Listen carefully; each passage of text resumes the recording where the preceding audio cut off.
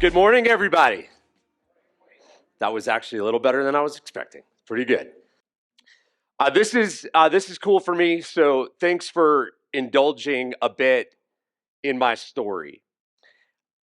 Let me first say, though, my story is meant to just be that, my story.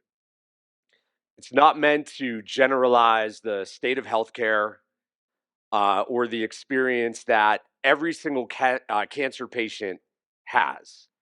But I am curious to know, show of hands, who's been touched by cancer in some way? A friend, a loved one, perhaps yourself. All right, look around, guys. Like that's 95% of the room. And despite advancements, more and more people get sick, and we're getting sick younger and younger. And so to find out in my 30s that all of a sudden I had something to deal with, uh, for lack of better terms, that like really sucked. To have to be a young dad and a working professional and all of a sudden be dealing with something. And so when it all went down was right around the time of getting the honor of taking my daughter to the father-daughter dance. And I had this lump on my neck for like months. And here's the problem with dudes who are sick is we don't do anything about it. And the ladies in the room know what we're talking about.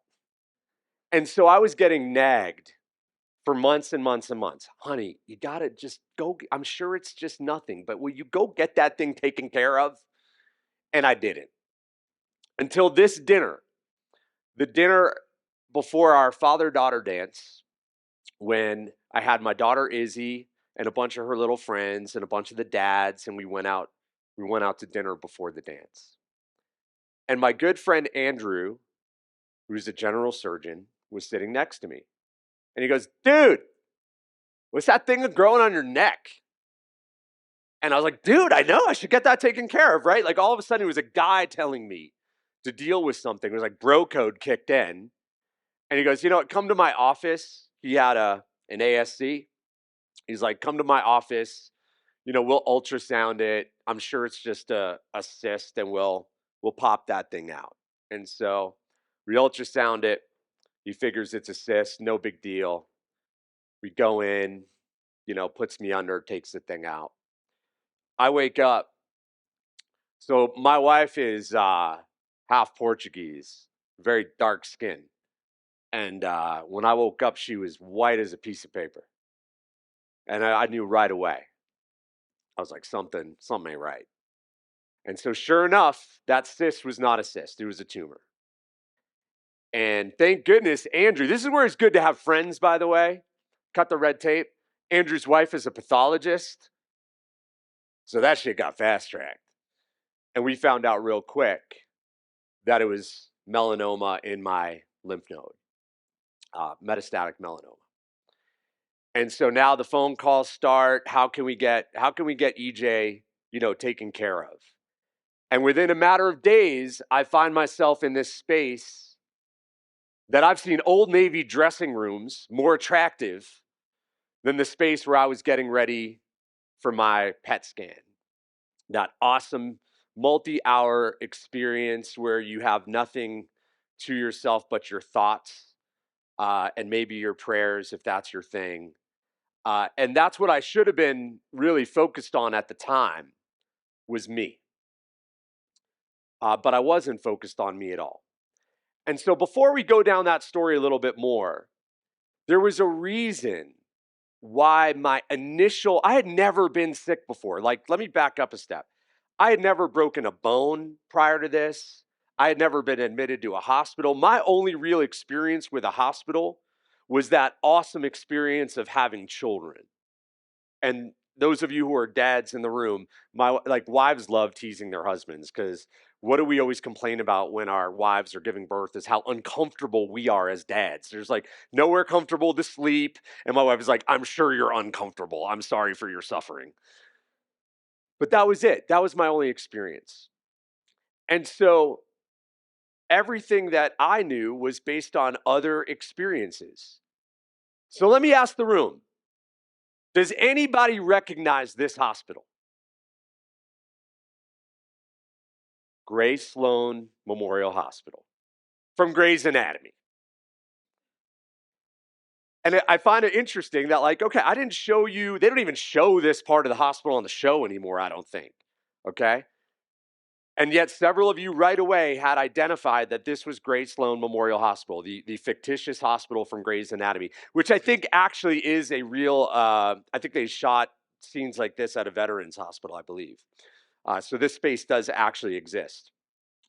But our perceptions of what our healthcare experience is going to be, if we've never gone through something significant like cancer, our perceptions are shaped by whatever else we see. And so think about how much medical television America has had thrown at them. So we watch Grey's Anatomy in our house. We watch like the spin-off Private Practice, which was like super bougie medicine in like Malibu.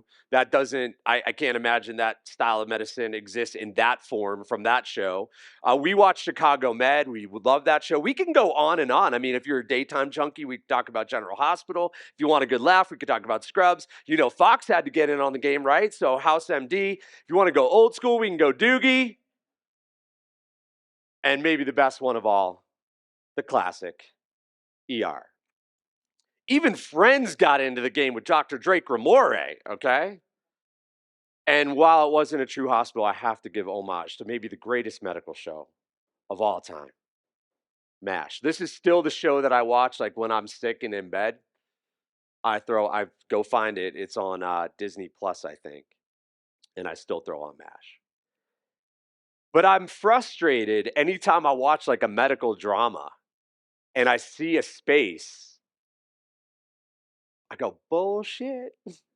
That's not what it really looks like. That wasn't my experience of an infusion room.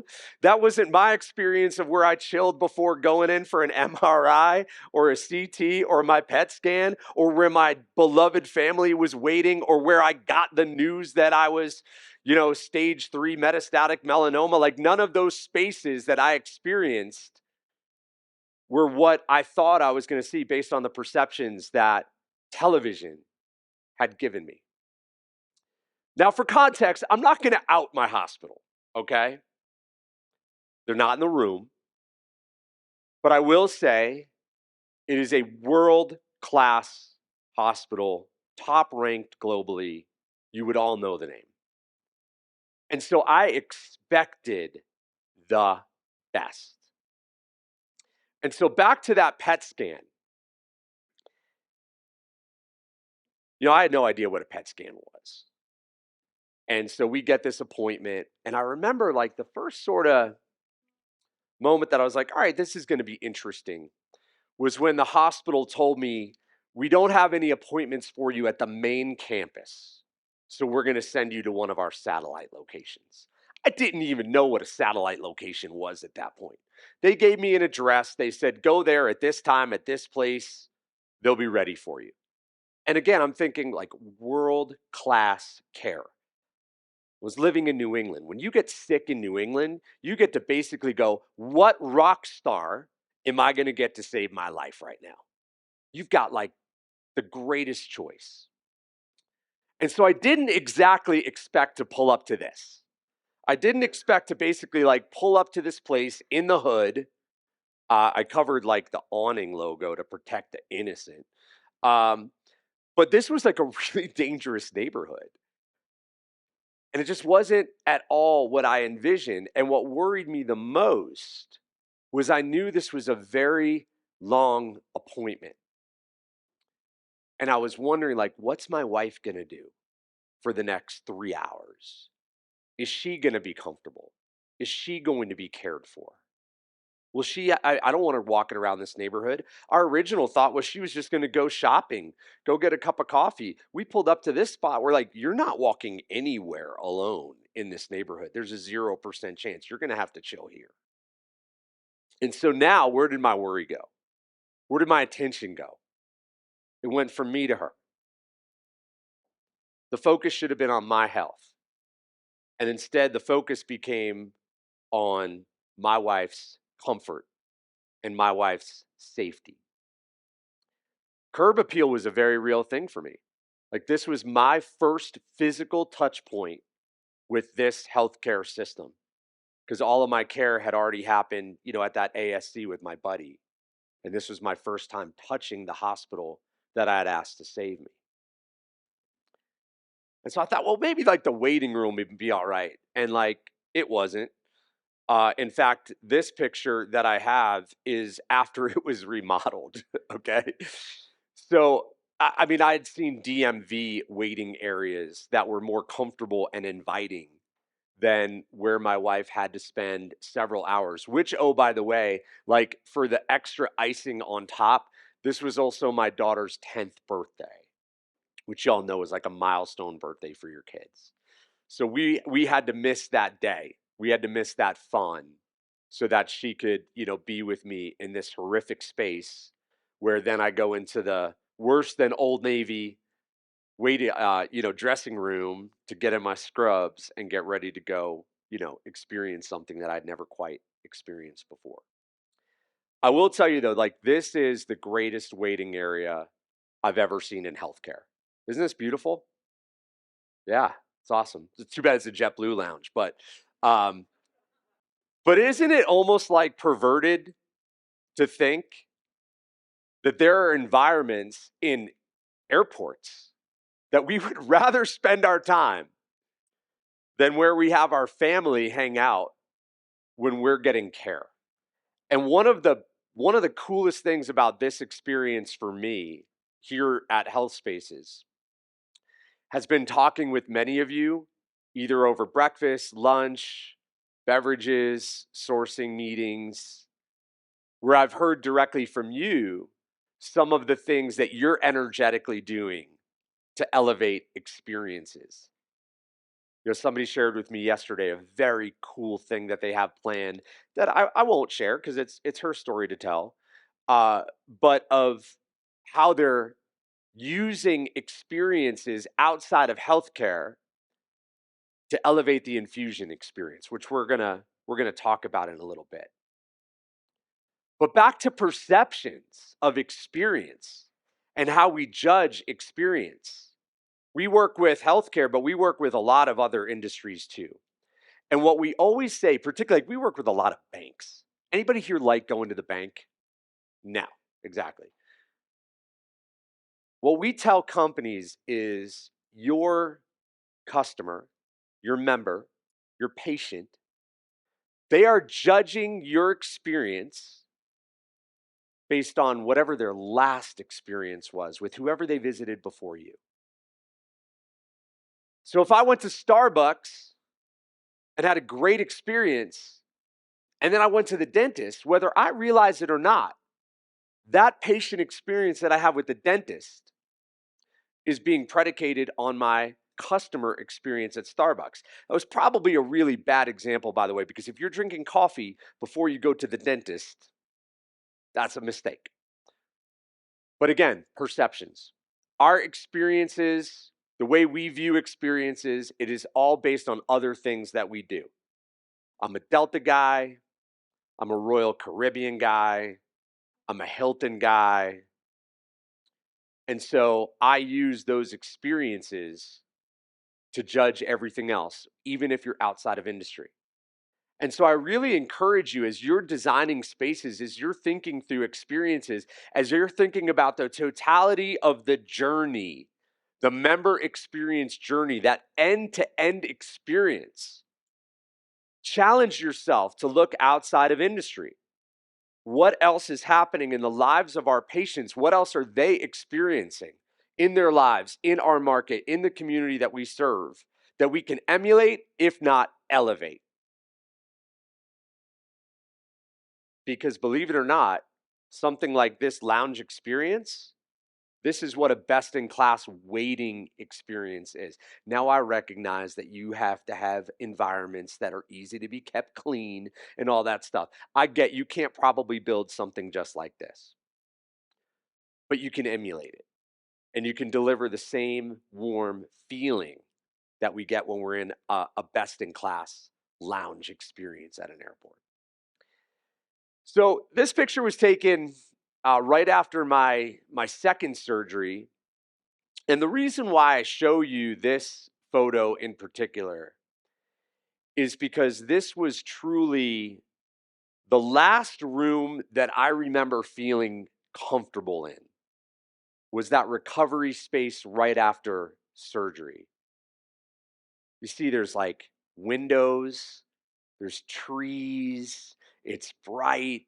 I recall it being very comfortable and big, but it was also the last and maybe only space in my cancer journey that I ever could have imagined feeling comfortable having my kids there. And that was a really tough part of being in my 30s, being sick, and having a young family. Was my kids had a really hard time understanding, why is dad different right now? Why is he not home a lot? Why does he keep going to the hospital? Why is he, always having these hospital bracelets on? Like what's going on? It's been going on for months. Like what's going on with dad? And so yeah, we told them dad's got cancer, but he's going to be okay. And we had a baby at the time. My two older kids, while they understood, there was still fear. And so one of the pieces of advice that we had received from their pediatrician was, it would be really great if you could involve them in the experience sometime. Bring them to the hospital. Let them see that you are okay. Let them see that it's not scary. I wasn't taking them here. This is scary.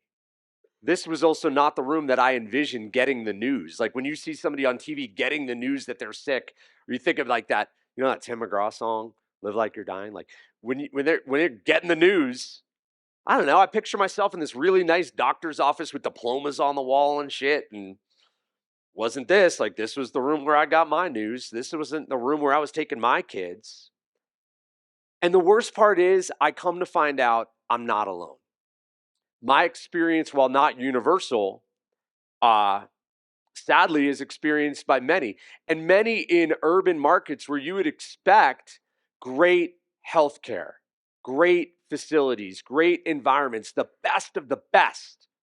So my friend Derek D, he's an actor that you wouldn't know him, but you've seen him. He's done a ton of commercials. He's done a bunch of comedy specials. You have for sure at some point your eyes have seen this guy, and he's real sick right now, and he's in the New York metro area seeking care. And I want to show you. He posted this on Instagram the other day. I just want you to see this real quick. So I'm back in this super fun room again, huh? Oh, look at that. Yeah, nice. Oh, we do got the Himalayan salt lamp. That's always lovely. Yeah, they just injected me with some radioactive glucose, so I'm radioactive, radioactive. That's the song, right? Yeah, gonna go hang out in a tube for a half hour. That's fun. Okay. Especially if you're claustrophobic. Okay. Oh, geez. Yeah, gonna see if the cancer in my lung is either smaller, praying for that, or it might be the same size, hopefully not any bigger. But yeah, that's what we're here for. And yeah, this is my life right now. Okay, this right there, that, yep, indeed. Okay, cheers. We're too young to be dealing with this shit. And when you look at that room, like, how is that room helping him heal? How is that room helping him feel positive about the outlook? Great, you put a Himalayan sea salt lamp in the room to really zhuzh the place up. Like, thanks for the effort, Tiger. Like, that's fantastic. And so we talked to the phone. I was like, was that the norm? He's like, yeah, that's the norm. He's like, I spent a lot of time alone in that room. You don't want to hang out with your family in that room. You don't want your family to see you in that space. I have more selfies of myself alone. Not once did I feel like I could bring my kids to a treatment day. Not once did I want to subject my wife to a day hanging out with me on a treatment day. I posted on LinkedIn a couple weeks ago that I was going to be speaking to you all about this topic. And a client who's outside of healthcare reached out to me, said, I want to learn more about what you're going to say to these people. And so we had a conversation. I said, what perked your interest, Brett? He said, well, my wife just finished battling breast cancer successfully.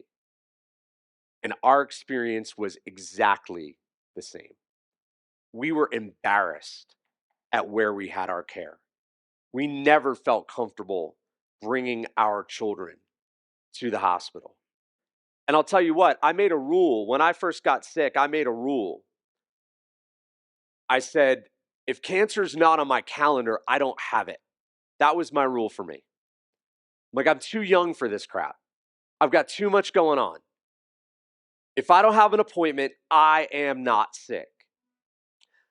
But I also, kind of had it in my head that I wasn't going to take a day off from work. That's pretty tough when you're sitting in a room like this to be jumping on Zoom meetings and to be taking appointments and banging out email. But that's what I wanted for me.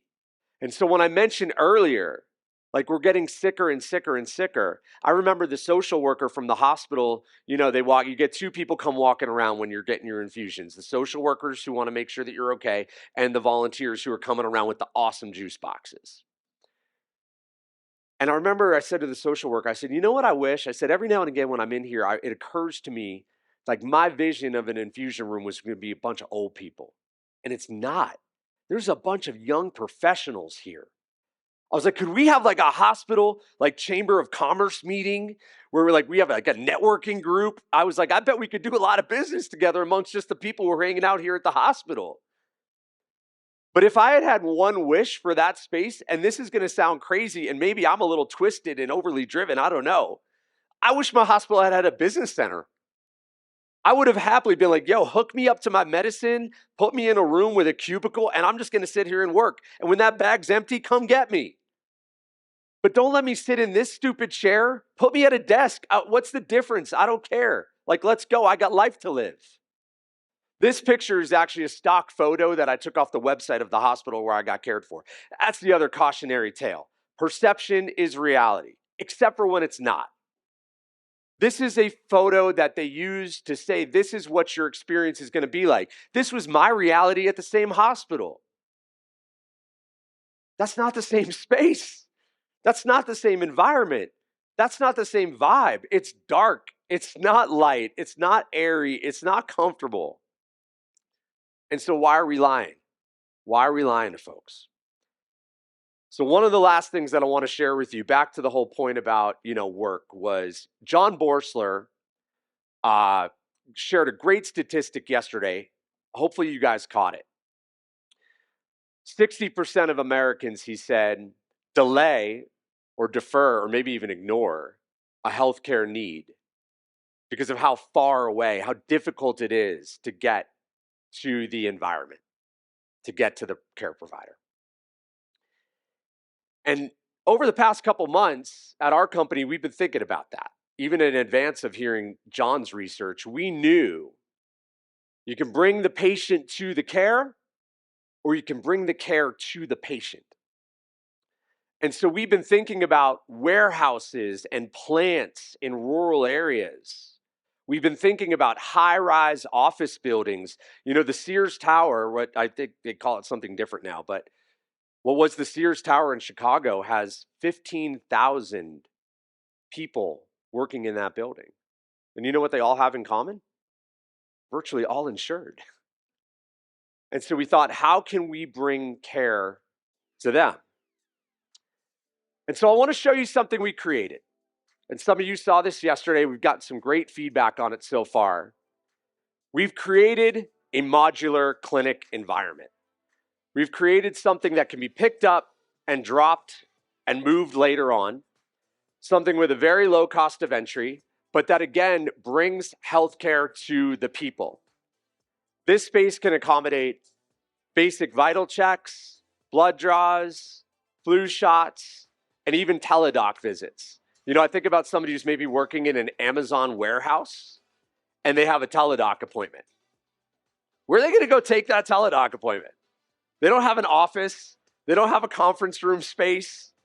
So if we pop one of these are about 430 square feet if you're curious. We pop one of these in a warehouse, or we pop one of these next to the Starbucks in a high-rise office building. Now all of a sudden, care becomes significantly more accessible because I don't need now hours off. When I was sick and I was working in downtown Boston, do you know how often I just needed vitals and a blood draw? In order to go to the next step, I had to leave work or I had to leave home to get down to the hospital to spend hours to have that done. Where if it were right downstairs, it would have been infinitely more accessible. And so if that's something that interests you, if you're like, that's cool, I hadn't seen that before, the QR code on your screen will take you to that same video if it's something you want to watch back again. There's even a little form down there if you want to have a conversation, but myself and my colleague Robert will be here throughout the day if you have any questions about what we call our Junction Micro Clinic, and I think it's going to tie in well to our next talk. And so in closing, I just have a few quick asks for you. On behalf of somebody who went through the journey, who dealt with ugly spaces that made my cancer suck more, please don't think of this as just patient experience. Think of it truly as a customer experience journey, an end-to-end experience. I would ask you as well to take tips from hospitality, take tips from retail, take tips from transportation. And as weird as it sounds, make cancer a family event. Involve everybody, because the loved ones of the cancer patient, they want to be involved. They feel the need to be there for their loved ones, but the spaces don't allow it. The spaces are simply not that inviting. And lastly, create a space where I can live, even if I'm in the process of dying. And that would have been the greatest gift that my hospital could have given me. And in fact, when I moved to South Carolina, I don't know if Bill's in the room from MUSC, but I sought to move my care to MUSC once I moved. And I was in remission and just going through my scans. And I went from a world-class medical city to the South where I had a perception that my care would not be as good. And I remember walking into that cancer floor at MUSC and I was blown away. And I was like, man, if this was what cancer had looked like for me, this would have felt a lot better because that space was incredible. So guys, this is a picture of me on my last day, leaving the hospital in the height of COVID because my medical providers told me, you know what, stop fighting cancer because you actually have a better chance of getting COVID just by coming in here to the hospital. So we're going to call you done. So this is a photo on my very last day of fighting cancer. I'm now 6 years cancer-free, and I'm in front of you saying thank you very much for delivering better spaces to your patients. Thank you, guys.